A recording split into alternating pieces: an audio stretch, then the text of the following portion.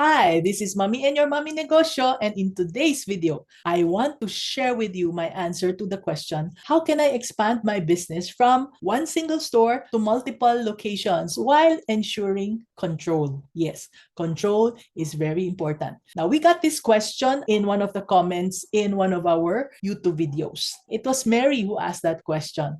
And before I forget, you can ask questions, right? And if you have not done so, may I invite you to hit the like and subscribe buttons below so that you'll be notified when I answer more questions like this. Now, let's talk about my answer to the question of Mary, which simply put is, how do I grow from one store to many stores and still maintain control over the expansion? Control is very important because if you open one branch without control, then that is a sure way of losing both stores. So Mary, when we try to talk to her, is a very hardworking woman. She owns one store and her store is very popular. And she wants to have more stores in different places. She's very excited but also a little scared. So she wondered, how can I have many stores and to make sure that everything is good in all of them? How can I make sure that the quality is maintained? So Mary knows that I am a business mentor and coach. So she came to ask me for advice. What I did was I shared a story because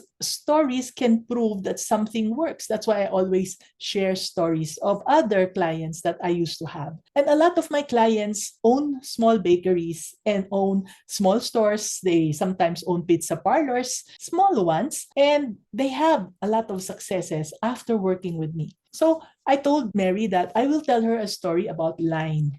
So Line made yummy cakes and she also baked bread. She wanted to open more bakeries, but she was scared at that time. So she came to me and I gave her some tips. And I want to share them with you as well today. So I said, tip number one, Line, what you should do is you need to make a good business plan. So what is a business plan and how can it be very simple for small businesses? So all Line needed to do was to write down where she wanted her new bakeries to be situated. She chose places with many people, of course, but finding the best places was difficult. Some were too expensive. And Line did a lot of research with my support, and she also asked a lot of friends. And finally, she found spots that were good and affordable. She felt very proud of herself, and she was ready to move forward. Now, Line also thought about how many workers she needed. So we had this little worksheet where we identified how to compute for the number of workers that you need. She was actually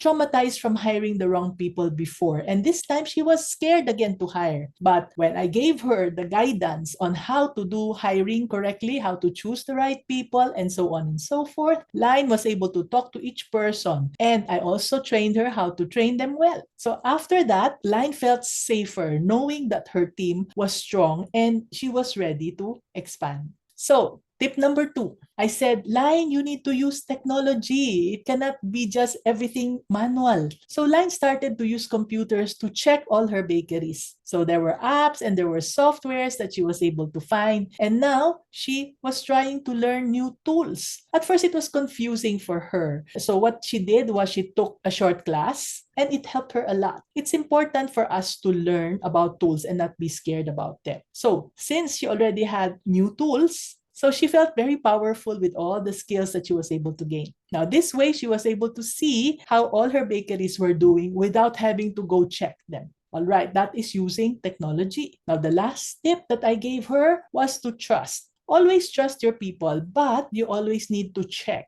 Inspect what you expect. That is a mantra that I always tell people, especially my managers. You expect something, but you have to always inspect. You cannot trust blindly. So Line, what she did was she visited her bakeries often, even if she could monitor them with technology. She felt tired traveling to all these different places sometimes, but what she did was she made a schedule and she visited one bakery each day, but not the same bakery on the same day. So the visits were oftentimes surprise, but sometimes also scheduled because she had to meet with her team as well. So as she visited one bakery each day, she felt very happy seeing that her businesses, her bakeries were doing well. Now Line has 5 bakeries and they're all doing well. These are just small bakeries, but when you have 5, it's something, right? She is very happy and she is very grateful to me for the guidance. And she would message me once in a while to say hi. And I'm very, very proud of her. Was that helpful? Do let us know whatever business questions you have below in the comments, okay? We always read the comments and try to create videos to be able to answer your questions. So, if that was helpful and you want more business tips, then click the link in the description below to sign up for my weekly newsletter. And you'll get free access to exclusive insights, private questions and answers, and inspiring episodes delivered from my heart to yours straight to your inbox. This is Mommy N, your Mommy Negosyo, saying, be business minded, Pinoy.